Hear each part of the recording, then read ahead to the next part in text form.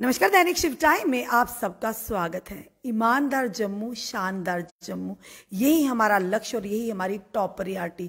और वाकई कोई दोराहे नहीं है, जिस तरह से जम्मू के मेयर राजिंदर शर्मा काम कर रहे हैं, वाकई काम को सराहा भी जा रहा है। और जिस तरह से आप देखते कुछ दिन पहले अगर बहू बोर्ड में इन्होंने वहां पर यानी कि दौरा किया, 6 से लेकर रात को 9 बजे तक, यानी 3 घंटे तक वहां खड़े रहे। और दूसरे दिन वहां पर प्रिंसिपल सेक्रेटरी को भी बुला दिया। और शुरुआती दौर में जब इन्होंने इसका पदभार संभाला था तो इनका लक्ष्य एक ही था, ईमानदार जम्मू, शानदार जम्मू। और उसी लक्ष्य पर चल रहे हैं राजिंदर शर्मा जी। चलिए जानते हैं इनसे। राजिंदर जी, सबसे पहले आपका बहुत बहुत स्वागत है। धन्यवाद। राजिंदर शर्मा जी, आप जब भी हम आते हैं आप अवेलेबल होते हैं, पर आप दौरे ही दौरे करते हैं। अभी हाल ही में आप मेयर कौंसिल जो कि बुरहानपुर में आप कर आए हैं, आप घर नहीं गए, आप सीधा जम्मू म्यूनसिपल कॉरपोरेशन में आए हैं। वाकई आप लग रहा है कि आप शानदार और ईमानदार जम्मू बनाकर ही सांस लेंगे। देखो, आदमी को रिस्पॉन्सिबिलिटी के साथ चलना पड़ेगा जी। क्योंकि हमारी व्यवस्थाओं पर विश्वास बना रहना चाहिए जी। और उसके लिए आपको मेहनत करनी पड़ती है। और मैं ये चाहता हूँ कि ये विश्वास बना रहे जी। और उसके लिए मैं काम करता रहूँ। इसलिए जो मेरे से हो पाता है मैं करता हूँ जी। पिछले दिनों जनता ने कुछ नाराजगी भी आपसे जताई कि जम्मू म्यूनसिपल कॉरपोरेशन के मेयर साहब कुछ बोल नहीं रहे, आप बड़ा कम बोल रहे हो प्रॉपर्टी टैक्स को लेकर के, जनता अभी तैयार नहीं है, जनता से आपने बातचीत करनी चाहिए, तो उन्हें कॉन्फिडेंस में लेना चाहिए, उस तरह की सुविधाएं मिलनी चाहिए। आप इस बारे में क्या कहते हैं कि प्रॉपर्टी टैक्स देना चाहिए? क्या क्या जम्मू म्यूनसिपल कॉरपोरेशन आने वाले समय में उसी प्रॉपर्टी टैक्स से किस तरह की सुविधाएं जनता को प्रदान करने वाली? देखिए, इस इशू पे हमें राजनीति नहीं करनी चाहिए। और लीडर वो है जो परसेप्शन को चेंज करे और अपनी सोसाइटी को प्रोग्रेसिव सोसाइटी बनाए। हम अपने छोटे छोटे मुद्दों के कारण जनता को इस्तेमाल करना शुरू हो जाते हैं, और वही यहाँ पिछले दिनों में हुआ। आप देखिए, कश्मीर में भी प्रॉपर्टी टैक्स लग रहा है, लेकिन किसी ने वहां स्ट्राइक की नहीं की ना। वहां के मेयर ने तो कहा हम नहीं देंगे प्रॉपर्टी टैक्स। तो वो तो मैंने भी कहा है हाउस में, वो तो मैंने भी हाउस में कहा है कि जम्मू में प्रॉपर्टी टैक्स नहीं लगेगा। लेकिन हमें सुपरसीड करके और इसमें एक्ट में अमेंडमेंट करके, संशोधन करके ये लगाया गया है। तो जैसे मैंने पहले कहा कि हमारा 3 टायर सिस्टम है डेमोक्रेसी में। लोकल बॉडी है, लेजिस्लेटिव असेंबली है, पार्लियामेंट है। और हर ऊपर वाला टायर लोअर टायर को सुपरसीड कर सकता है। तो इसका मतलब अपने अपने फंक्शन सभी कर रहे हैं। तो अगर पार्लियामेंट कोई चीज कहती है तो आपको उसको मानना पड़ेगा। इसी प्रकार से अगर लेजिस्लेटिव असेंबली कहती है, अब इधर लेजिस्लेटिव असेंबली तो है नहीं है, तो यहाँ अभी है एडमिनिस्ट्रेटिव काउंसिल, तो वो जो कह रही है तो वो भी मानना पड़ेगा। और ये भी हमें देखना है कि प्रॉपर्टी टैक्स जो उसमें स्लैब है, बहुत कम स्लैब है, 1/10 of the property tax that is being collected from the other states. That is very logical and reasonable evaluation. So we must move to a progressive society and not to a confuse society. और आज का जो युवा है वो solution चाहता है। युवा को प्लानिंग चाहिए, युवा को ओरिएंटेशन चाहिए, युवा को एफिशिएंसी चाहिए, युवा को प्रोडक्टिविटी चाहिए। तो वो तभी होगी जब हम प्रोग्रेसिव तरीके से जाएंगे।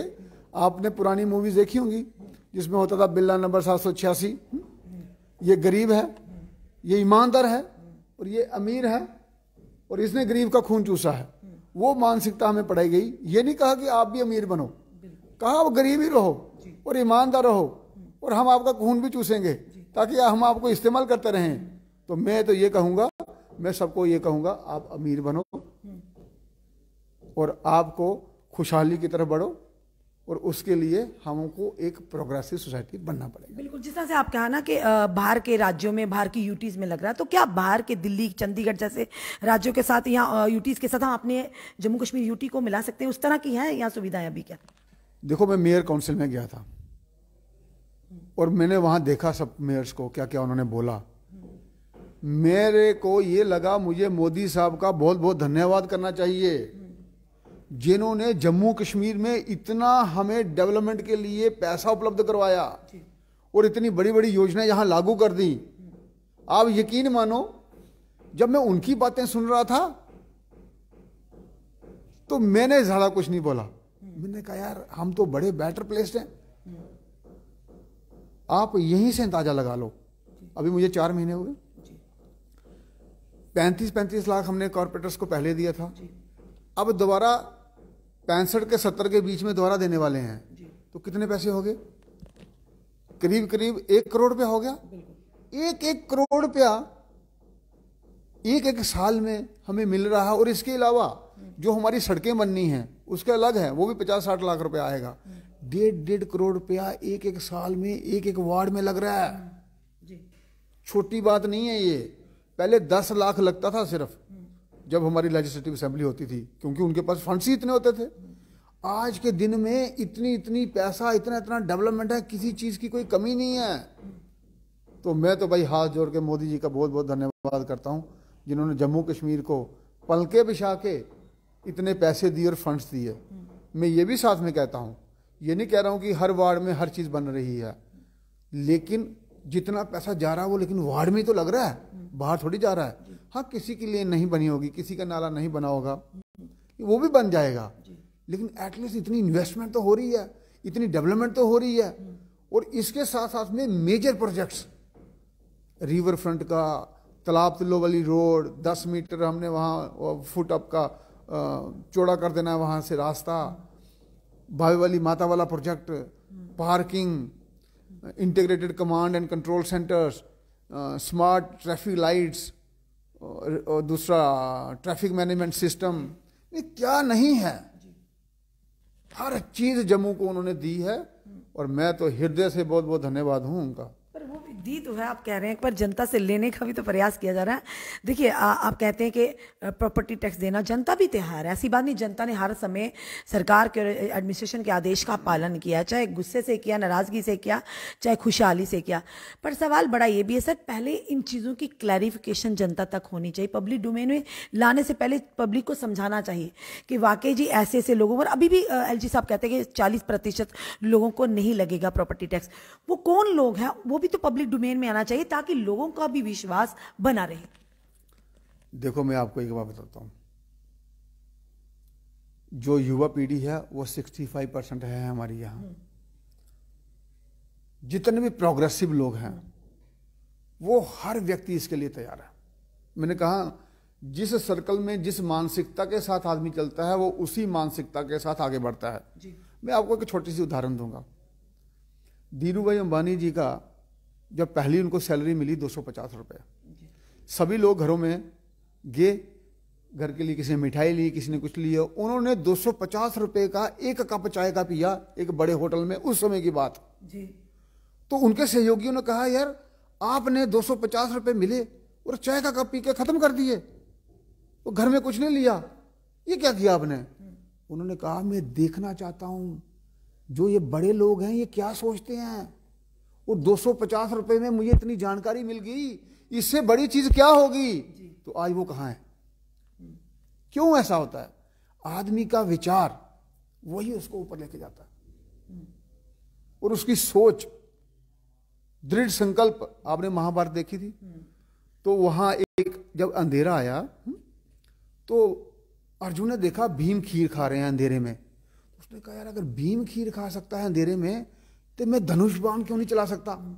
वही सोच में अंधेरे में धनुष बाण चलाना शुरू कर दिया और निशाना साधना शुरू कर दिया, तो दुनिया के सर्वश्रेष्ठ धनुर्धर बन गए। तो आदमी की जैसे सोच होती है ना वैसा उसको बना देती है। तो इसलिए हमें इन चीजों से निकलते हुए आगे प्रोग्रेस की तरफ बढ़ना है।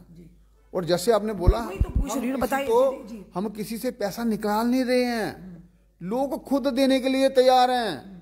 पर जो प्रदर्शन कर रहे हैं, जिस तरह से युवा राजपूत सभा की बात करें या चैम्बर ऑफ कॉमर्स की बात करें या बात करें बार एसोसिएशन की, उन्होंने तो साफ तौर पर कहा है कि हम नहीं लगने देंगे। आने वाले समय में अगर सरकार ने आदेश एडमिनिस्ट्रेशन ने नहीं वापस लिया तो जनता के सड़कों पर उतरेंगे। बार एसोसिएशन ने पार्टिसिपेट नहीं किया, उन्होंने वर्क सस्पेंड किया था। जो हमारा चैम्बर ऑफ कॉमर्स है उनके इलेक्शंस हैं, वो अपने इलेक्शन में चक्रों में थे। तो ये मैंने कहा आपको, ये लोग कह रहे हैं कि आप गरीब हो, गरीब बने रहो। मैं कह रहा हूं आप अमीर बनो, मैं टैक्स दे के अमीर बनो। मैंने पहले भी उदाहरण दिया था। मुझे ये बताओ, जब मुझे पता है कि मेरे बच्चे की फीस अभी इतनी आनी है, तो उसके लिए मैं काम करूंगा ना इतना। बिल्कुल सर, आप अब से ही कह रहे हैं, काम होना भी चाहिए ना करने के लिए। जम्मू के युवाओं को कहाँ रोजगार, रोजगार इतना कहाँ है यहाँ से बताइए। जहाँ अगर दिल्ली, चंडीगढ़, बाकी अगर यूटी या राज्यों की बात करें, वहां पर एक प्राइवेट सेक्टर में अगर जॉब लेनी हो तो 30-40 हजार या 50 हजार तनख्वाह है। यहाँ पे प्राइवेट सेक्टर में जो काम कर रहे हैं उनकी हार्डली 10 हजार या 8 हजार सैलरी है। तो उसमें क्या क्या देंगे सर? बिजली महंगी हो गई है, पानी का किराया भी देना, प्रॉपर्टी टैक्स भी लगाए हैं, तो किस तरह से लोग करेंगे? उस तरह से रोजगार के स्रोत भी तो खुलने चाहिए ना, ताकि जनता को देने में आपत्ति ना हो।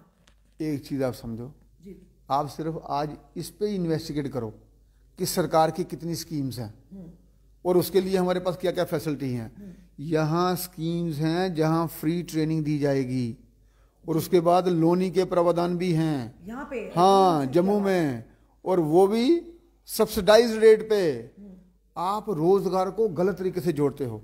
मुझे ये बताओ, आपने यहाँ पढ़ा है कि एक आदमी ने एमबीए किया, उसके बाद उसने चाय का काम किया, किया ना, तो उसने चाय को कहाँ पहुंचा दिया? मजबूरी में करना पड़ा ना। एक एमबीए किया, चाय बेचे सर, अगर नहीं की जॉब, मजबूरी में नहीं किया उसने, मजबूरी में करता है कोई, खुद सोचिए।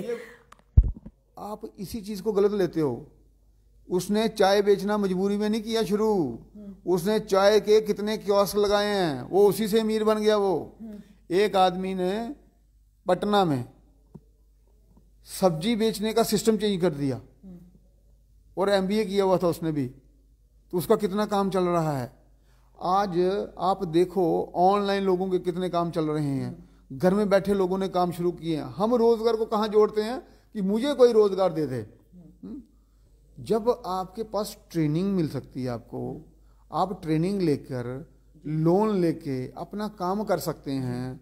आप 10 को रोजगार दो ना। आने वाले समय में ऐसे प्रावधान होने वाले हैं सर, ऑलरेडी हैं, कोई यूटिलाइज नहीं करता उन प्रावधानों को, क्योंकि हमने ये बनाया है कि हाँ, कि आपने हमारा ऐसा है कि किसी के पास काम करना है, 10-12 हजार रुपये मिल जाए बहुत है।